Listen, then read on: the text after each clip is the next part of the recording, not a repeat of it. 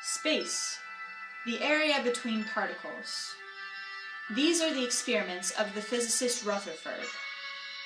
His life mission, to disprove plum pudding, to seek out the positive center of the atom, to boldly discover what no man has discovered before.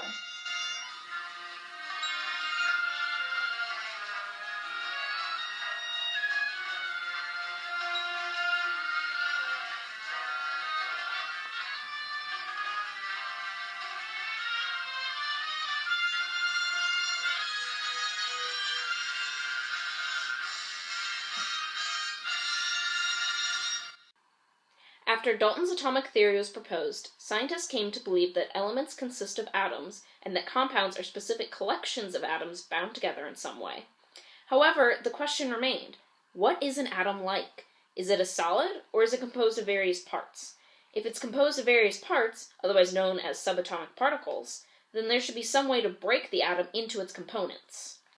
In the late 1890s, an English physicist named J.J. Thomson showed that atoms of any element can be made to emit tiny negative particles, which we now know as electrons. However, Thomson knew that the overall charge of the atom was neutral. Therefore, he concluded that there must be positive particles in the atom to balance the negative charge of the electrons. Here's a clip of J.J. Thomson demonstrating his phenomenal discovery.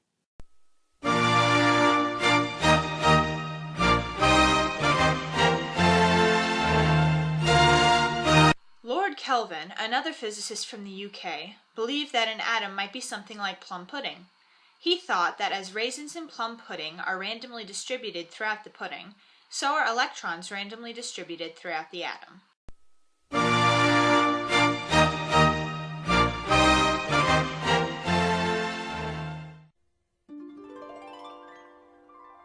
He believed that the atom was a pudding of positive charge with enough negative raisins within to create a neutral charge.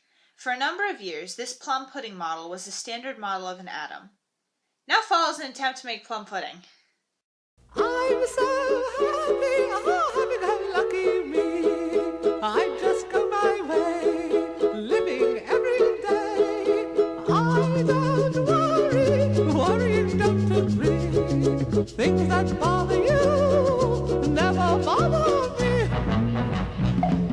Things that bother you never bother me. I feel happy and fine, ha-ha. Living in the sunlight, loving in the moonlight, having a wonderful time.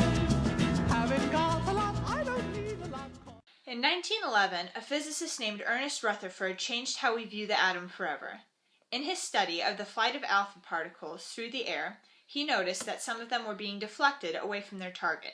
To discover what was causing this, he designed an experiment which involved directing alpha particles toward a thin sheet of gold foil. A detector around the foil produced tiny sparks wherever it was hit by an alpha particle. He was shocked by his results.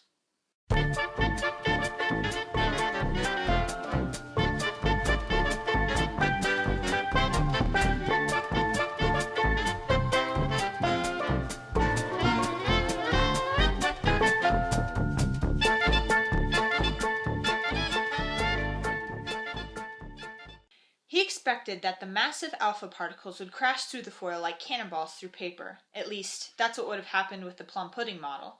Instead, some alpha particles were deflected at wide angles after hitting the foil. He concluded that there must be a dense, positive mass at the center of the atom to repel the positive alpha particles. Rutherford also concluded that the atom is composed of tiny negative electrons moving in empty space around the dense positive nucleus, creating a neutral charge. In this way, the concept of the nuclear atom was born. Several years later, Rutherford discovered that protons in the nucleus of an atom have the same magnitude of charge as electrons, only positive. Several years after that, Rutherford and James Chadwick discovered that nuclei also contain neutral particles called neutrons. Altogether, these subatomic particles created a neutral nuclear atom. Hey everybody! So here is the plum pudding that we attempted to make earlier. This is what Lord Kelvin thought that the atom would be like. Yeah, beautiful atom, right? So we're going to see if this will come out of the pan.